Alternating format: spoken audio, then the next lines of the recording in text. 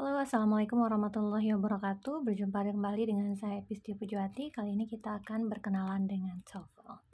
TOEFL. Oke. Apa sih TOEFL itu? Oke, kita lihat ya. TOEFL adalah Test of English as a Foreign Language atau merupakan tes proficiency yang dilaksanakan untuk pengukuran kemampuan bahasa Inggris seseorang tanpa ada kaitannya dengan proses belajar mengajar. Diambil dari mediaindonesia.com. Nah, ada 3 macam TOEFL. Yang pertama adalah Paper Based Test atau PBT, yang kedua adalah Computer Based Test atau CBT, dan yang ketiga ada IBT atau Internet Based Test TOEFL. Nah, sekarang yang akan menjadi fokus kita adalah PBT atau Paper Based Test. Untuk apa sih kita belajar TOEFL? Nah, ini dia jawabannya.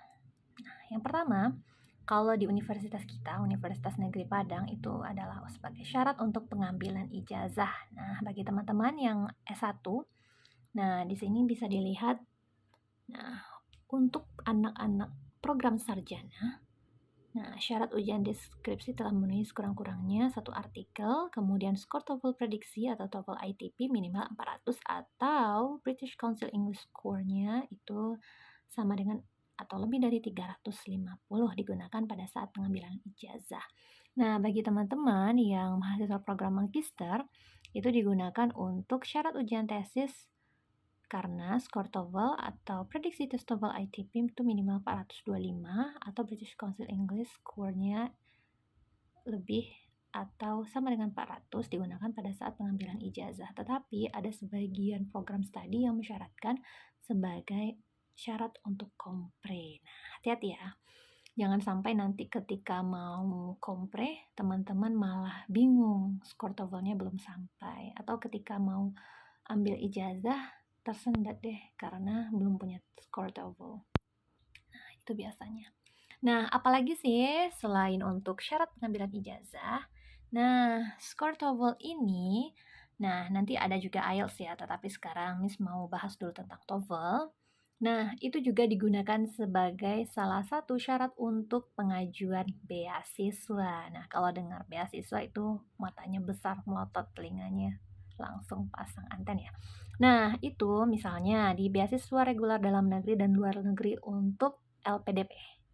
Nah, apa itu LPDP dan apa itu beasiswa yang lainnya nanti akan kita bahas pada video selanjutnya. Nah, sekarang nilai TOEFL itu digunakan untuk program magister dalam negeri itu ITP-nya. ITP apalagi sih, Miss? Nah, itu adalah salah satu jenis TOEFL yang diakui ya di Indonesia. Nah, itu minimal 500, guys. Jadi, kalau teman-teman belum punya skor 500, belum bisa daftar. Nah, apalagi Miss? Nah, kalau teman-teman mau ambil magister di luar negeri, itu nanti TOEFL-nya beda lagi. Bukan ITP lagi, bukan paper based test TOEFL ya, tetapi IBT, Internet Based TOEFL-nya. Itu ada beda skor ya, bukan ratusan tapi puluhan. Nah, itu minimal 80.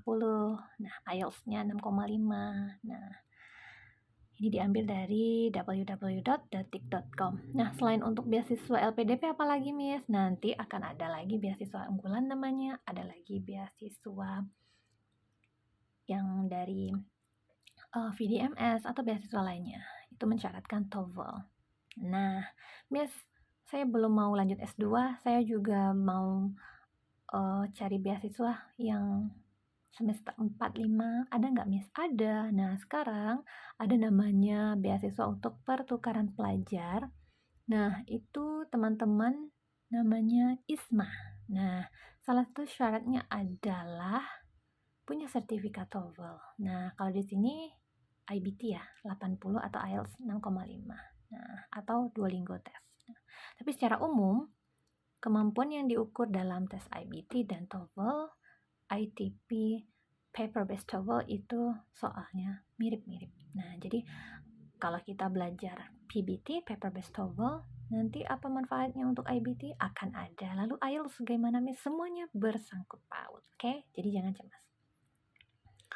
Nah, sekarang ISMA. Nah, sekilas tentang ISMA. ISMA adalah salah satu program kegiatan pembelajaran di luar kampus untuk mendukung kebijakan kampus merdeka oleh Kemendikbud. Nah, itu teman-teman bisa keluar negeri. Nah, bila teman-teman berada di semester 4 sampai 7. Nah, kebayang nggak? ke luar negeri dibiayai. Nah, itu bisa dilihat di ISMA, site-nya ini ya. Nah, seperti itu. Jadi selain untuk teman-teman yang mau wisuda, sudah wisuda, dan belum wisuda, nah TOEFL itu sangat bermanfaat sekali. Nah, apa sih TOEFL, Miss? Apa contohnya, Miss? Nah, nanti misalkan sediakan program yang bisa teman-teman unduh. Nah, setelah diunduh, kira-kira programnya seperti ini. Ada bank soal. Nah, jadi teman-teman ini diinstal di laptop ya, bukan di handphone. Nah, jadi ada simulasi A, B, C, D. Jadi ada 4 simulasi TOEFL. Di sana itu ada listening, kemudian ada soal reading dan juga grammarnya. Jadi di simulasi ini teman-teman bisa cobakan misalnya simulasi A.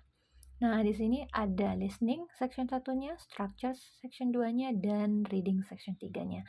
Nah, nanti di akhir teman-teman bisa menghitung skor TOEFL-nya. Misalkan di listening teman-teman menjawab benar berapa soal, kemudian nanti skornya berapa. Nah, nanti diakumulasikan. Nah, ini belum ya. Ini contoh yang salah, ini belum.